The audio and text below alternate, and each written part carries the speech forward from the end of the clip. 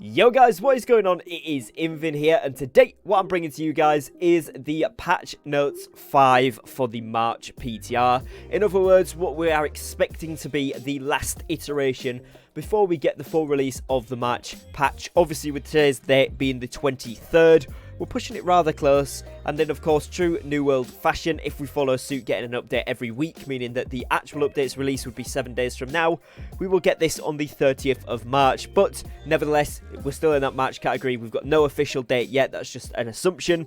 But these last few changes are something that I wanted to mention, and there's also something which I picked up on the forums thanks to one of you guys showing me on Twitter, which I do want to bring in here as well. It's actually a few days old now, but it's really important, and it's regarding they've actually gone back on their 40 versus 40 war changes, so it's now going to be still 50v50, so I'll show you guys that later in the video as well. But we're going to go over all of these notes, these last few iterations, or what we're expecting to be the last few. There could be some more, and of course we could see changes when the full notes are out. But for now, obviously it says PTR only changes. Bear in mind, most of this stuff means that it should be done for the full build, especially, like I said last time, all the stuff with the new expeditions and weapons and such. But it's still good to know what's been happening behind the scenes and what we are essentially going to see in the live build. Now, if you guys haven't done so already and you do enjoy New World content, you want to see more of it, please do go down below and drop a subscribe to the channel with the notification bell on. I do upload brand new content every single day, and I always aim to keep you guys in the loop with the latest and greatest from New World, so make sure you're not missing out on any of that. And without further ado, let's jump into it here. So the first thing you can see here is the Tempest Heart expedition, and particularly Isabella's final fight. So for those of you that haven't played it, I won't spoil when this fight is, but Isabella's final fight is one of the fights you do in this expedition. And what they've done is fixed a few bugs where there was an issue causing Isabella's cape in her final form to detach from her body and rapidly blink near the ground during some actions. Strange one, but it's gone. They've fixed an issue that was causing Isabella to respawn after team wipes on the ground rather than in the air, which is not how it's supposed to be at all. She's supposed to kind of fly in, which is really cool, so glad that's been fixed. They've also fixed an issue causing Isabella's fishers to not do a reliable cause of damage to the players, and they've also, with the same thing here, changed them so that they display after they had begun moving properly. Again, this is just some kind of mechanics, if you will, for this boss fight, so I'm not going to go into too much detail about what they are, but hopefully this has smoothed it up and means that it works as intended, which should in turn basically mean, in layman's terms, for the rest of us, the fight's actually going to work so that we can predict the abilities and some of the mechanics properly, which is exactly what we want, because it's a tough fight. If you haven't done it yet, I'll give you that much. Now, tuning adjustments here, what they've done is made Isabella's melee attacks can now hit players attempting to hide behind corruption pylons. The duration of the corruption storms surrounding pylons after they spawn has been increased by 100%, so it'll be double the amount of time that they're up for. Isabella's melee attack collision has been retuned to predominantly hit within the front 180 degrees of her to provide more space for melee DPS to stand, not including her spin attack. Obviously, that's the full 360. And then the Touch of Corruption Affliction increment reduced 40%, reducing the overall damage to players by as much as 30% depending upon resistance. So again, not going to touch too much into that for those of you that haven't played it, but again, in general terms for what this actually means, it should be a more predictable fight. It should be something where you can learn the mechanics of it easily, and it's going to be consistent, which again is perfect for this fight. Now they've also looked at fixed an issue allowing corrupted cores to spawn outside of the arena. This shouldn't happen now. Blunderbuss, we've seen a couple of things here, namely that they've fixed a number of bugs related to specific abilities and perks, and they've also performed a balance pass based on player feedback. No specifics on what that is here, but from what I've been reading on the forums, they've basically reduced some of the damage, made it more utility based, reduced the amount of pellets so it does slightly less overall damage per shot because it was very high before. But they've also changed the way that a few of the abilities work, so I'm assuming once we get the full patch notes for this, we'll have a full breakdown of that, but it's looking pretty good, and actually I think it might be coming into the game at probably a better point than it was going to before, so that's always really good. General fixes here, they've made additional stability improvements and bug fixes based on player reports and metrics. Again, just stuff that's been going on in the testing, but essentially what they're saying there is they have changed some stuff based on that, which is great. In terms of the world, we've got some changes for the Windswood Starter Beach, which I'm not going to go over here because there's some other stuff that I do want to cover, but if you are a starting player or you wanted to create a new character, you basically be able to choose your weapon weapon, and also the weapons come with a chest armor, light healing potions, and some rations, so you can actually kind of get like a starting set. In terms of UI, then, this is probably the biggest part of this update, and firstly, here you've got players can now sign up for invasions and wars from the map screen. This is something we touched on in previous iterations of the patch notes, but this is confirmed to be definitely going in, and that is amazing. It's going to be such a great QoL feature for every single player. Everybody,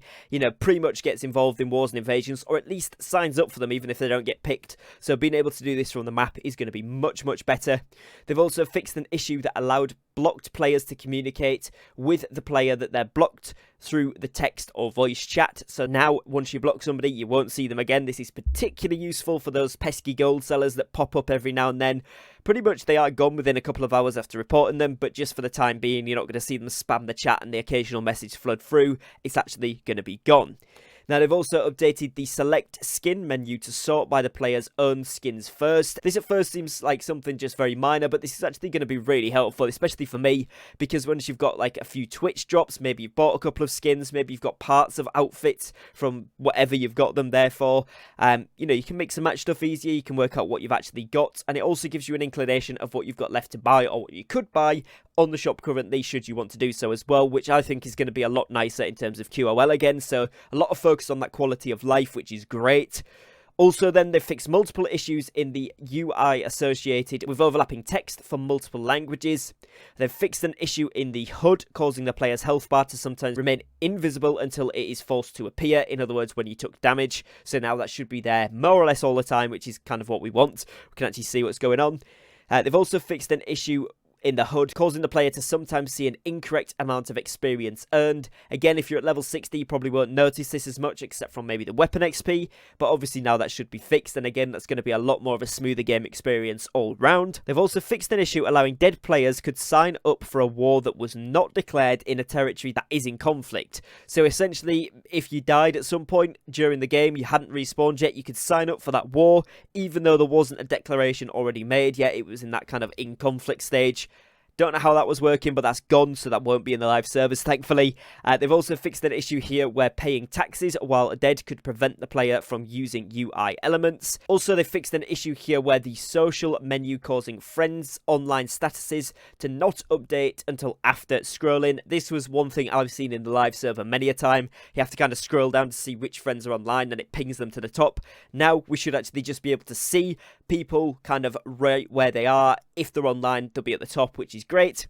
The next one here is fixed an issue in the social menu, causing the description for the Twitch subscriber army to be unclear. I don't know whether that's going to mean the Twitch integration thing is coming back and being re-enabled into the game. Not 100% sure on that one, but hopefully, if that is a thing, that'd be really, really cool to see. So we'll have to wait and get official announcement on that. But the Twitch subscriber army is a feature of that, so maybe they're just working into implementing that more seamlessly. Personally, I think that was one of the coolest features I've ever seen in an MMO, so I would really, really like it if they brought that back. But obviously, we want it to work and not cause lag or other issues first, so happy to wait, but I would like it to be in there because I really enjoyed that feature. And then finally here, they have fixed an issue in the feedback menu causing text to not display correctly. Little bit of irony with the feedback menu not working, but that should be all fixed now, which is great. Overall, this update is shaping up to be pretty nice. A lot of QoL coming out, and this kind of Patch Notes 5 section is no different to that. We're still seeing that same emphasis and same focus on the quality of life, improving things, making ease of access for the players. Now, they have also touched on an orbless system, which I talked about with the dev update video, and there's been a few tweets about it since. And I also want to touch on this final remark from a dev about wars. So this was in a game feedback thread that is called Wars Are Now 40v40 Discuss. It's a very large amount of days old. It's when this was first announced, and as you can see, this response is actually 9 days old. However, personally, I had not seen this yet, and I'm sure a lot of people hadn't. They'd heard speculation, etc. So I just wanted to add it into this video because I think it is a really important change, and it is going to change a lot of people's perspective on this update as a whole. And it's from Zin Ramu, who is a New World developer, and they've said, based on the feedback that we received, we're going to hold off on the 40 versus 40 change. We were hoping to get it tested in the PTR to validate our view that it plays better, But that hasn't happened yet, and we underestimated how important losing 20 people in the war is. Even if it is slightly better for the 80 people, those 20 people missing out are really hurt. This will also allow us to focus on the spawning change and see the results that has on the war independent of any other changes. Thanks for your feedback and clear reasoning. We may test this again in the future when there are more ways for players to participate in war. So in other words, hopefully we're going to see that, that light war mode or that practice war mode, whatever you want to call it, coming into fruition in the next couple of months, at which point they might try and put the 40v40 in the competitive territory wars, like really standard war type stuff that we're seeing. Change that to 40v40. It is something they think is going to mean it's going to play better for everybody involved, so that's an interesting thing. But we don't want to lose 20 players from, 10 from each side. There's a lot of players. There's a lot of people that only play for the PvP, and the wars is one of the biggest aspects for them. So losing out on those players would have been annoying. I hadn't seen this, like I said, I know it's an old one, so apologies for those of you that have seen it. Those of you that haven't, at least we know now that's fully confirmed. For the time being, we're just going to see the changes to the spawns and see how that goes. Wars will still be 50 versus 50. But that is going to wrap it up for today's video, guys, so I'd like to thank you for your time. Thank you for watching. If you did enjoy, make sure you drop a subscribe and a like down below, as it massively helps to support me and my content here on YouTube. And I will catch you again very, very shortly on a brand new upload. Take care, guys, and peace.